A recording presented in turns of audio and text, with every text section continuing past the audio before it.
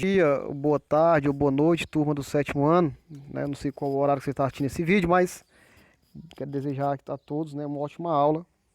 Vamos iniciar a nossa aulinha, né? Antes de iniciar aqui, eu quero dizer para vocês sobre as orientações da nossa aula, viu? Então, as orientações é o seguinte, né? Assista a videoaula enviada para o seu canal do WhatsApp. Realize a leitura do conteúdo enviado para o seu grupo, né? Então, eu envio para o grupo o PDFzinho do conteúdo e também imagem para que você possa abrir, né? Terceiro, responda às atividades do final da página do conteúdo. 4, fotografe as respostas. E 5, envie no privado do professor, viu? Esses são os passos da nossa aula. Só lembrando que essa aula tem uma aula prática e uma teórica, viu? A aula teórica, né, eu estou passando na próxima aula, tá bom? Aqui nós vemos aqui a imagem da nossa aulinha de hoje, olha. Nós saímos das artes marciais e estamos entrando agora no xadrez, né? Então você vê aqui uma imagem de um xadrez, né? Um dos jogos mais antigos que existe, o xadrez, né? De grande história, né?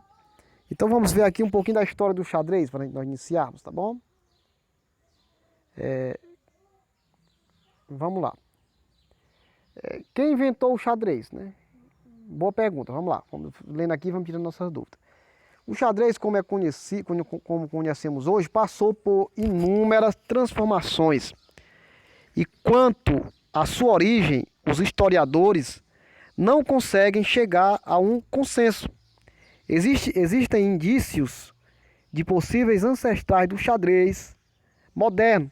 Por exemplo, foram encontradas pinturas em câmaras mortuárias egípcias e duas pessoas sentadas à mesa com peças em relevo. Na Índia, existe um jogo que também é considerado antecessor do xadrez, conhecido por chaturanga. Porém, o registro mais histórico, mais antigo de peças de xadrez, como as que conhecemos hoje, data de 900 depois de Cristo, né? Então aqui nós vemos, turma, que o xadrez nós não sabemos quem o inventou, né? Nós não sabemos,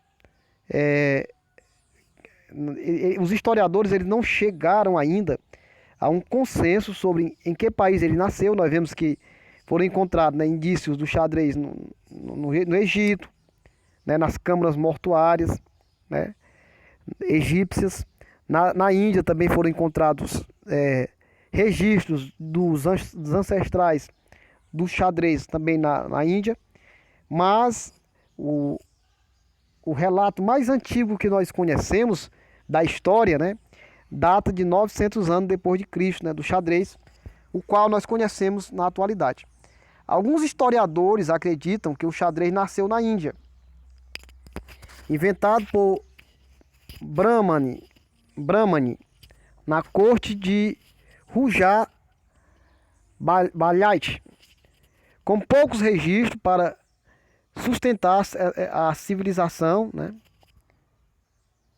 A civilização onde nasceu o xadrez. Os livros de xadrez trazem uma lenda sobre o aparecimento do xadrez. Então nós vemos aqui uma lenda, né? No caso, uma lenda é algo que um mito, né? Uma lenda é algo mitótico, né? Não é verdadeiro, mas é uma lenda sobre o surgimento do xadrez. Nós vamos ver mais ou menos, né, como os historiadores se baseiam nisso, né? Aqui essa imagem aqui que eu estou postando para vocês é uma imagem histórica, né, do xadrez, né? Como ele existe, tá bom? Nós vemos aqui que é um indiano, né, jogando xadrez, né? Continuando, Raja pediu aos sábios de sua corte que criasse um jogo capaz de desenvolver os valores da prudência, da inteligência, da visão e do conhecimento, opondo-se nesse sentido ao ensinamento do Nadi, atual Gamão, no qual o resultado final é decidido pela sorte nos dados e não pela destreza e senso estratégico dos jogadores, né?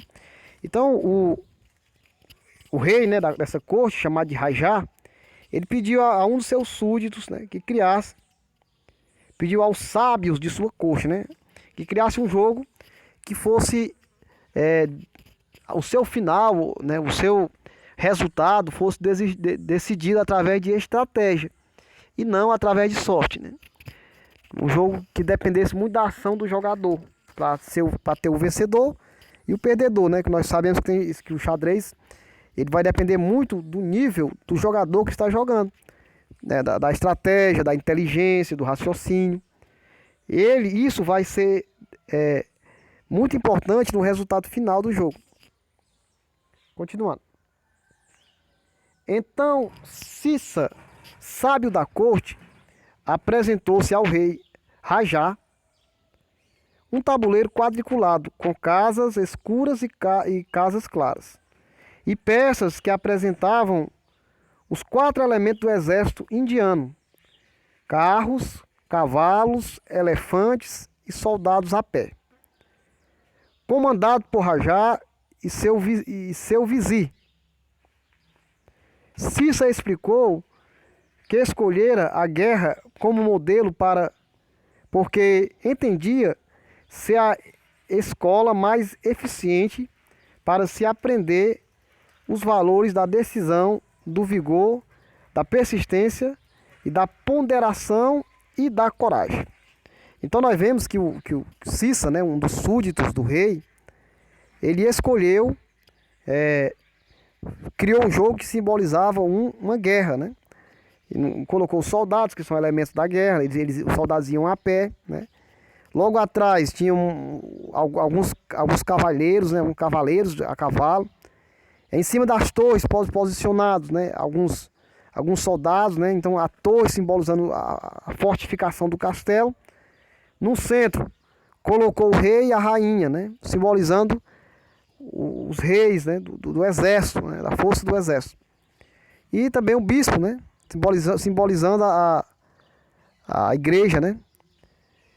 Então nós vemos que o xadrez, né? Até pela pessoa do bispo, né? Nós podemos dizer que ele já nasceu depois de Cristo, né? Já que o bispo simboliza tem referência a Jesus Cristo, né? Continuando. Rajá, encantado com o jogo, ordenou que fosse preservado nos templos a sua prática, por considerar seus princípios como um fundamento de toda justiça e acreditava ser o melhor treinamento de arte da guerra. Como recompensa, o Rajá ofereceu ao sábio um pedido que desejasse. Sendo um cientista, Cissa se sentia recompensado pelo simples fato de que sua invenção estava sendo reconhecida por todos. Mas após a insistência de Rajá, finalmente Cissa pediu uma recompensa em grãos de milho. Da seguinte forma: pela primeira casa do tabuleiro, receberia 1 grão. Pela segunda casa, 2. Pela terceira, 4. Pela quinta, 8. E assim por diante. Essa progressão geométrica até a 64ª casa. O rei não entendeu, porque Cissa havia escolhido uma recompensa tão humilde quanto poderia pedir o próprio reino para si. Então, o Rajá ordenou que fosse trazido milho para o sábio. E o que parecia um pedido humilde, mostrou-se impossível de ser atendido, mesmo antes de se chegar à 30ª casa. Os matemáticos do reino calcularam que nem todo o milho da Índia bastaria para pagar a recompensa. Preocupado, o Rajá olhou para Cissa, mas este disse, sorrindo, que já sabia que não seria possível atender a seu pedido, porque a quantidade de milho exigida seria, né, um número bem grande aqui que nós não vamos ler, mas os amigos que se quiserem ler depois, né, grão de milho. Como isso, Cissa quis mostrar que sua invenção possuía dimensões maiores do que aparenta, né?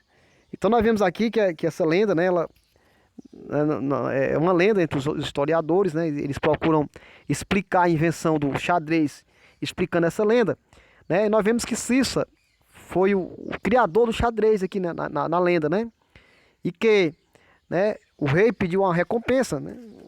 Lhe ofereceu uma recompensa e ele